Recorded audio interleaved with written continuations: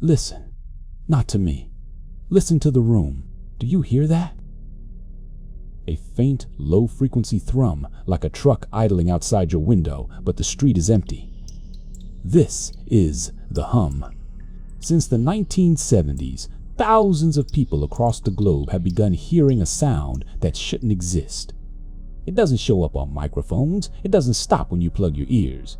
In fact, the quieter the room, the louder it gets. In Bristol, Taos, and Windsor, it has driven victims to chronic insomnia, nosebleeds, and in the darkest cases, suicide. Scientists call it a mystery. The government calls it a mass hallucination. But the truth is more terrifying. It's a sound that resonates inside your skull, not your ears. Some believe it's secret submarine communications. Others say it's the vibration of the earth itself. But the scariest theory?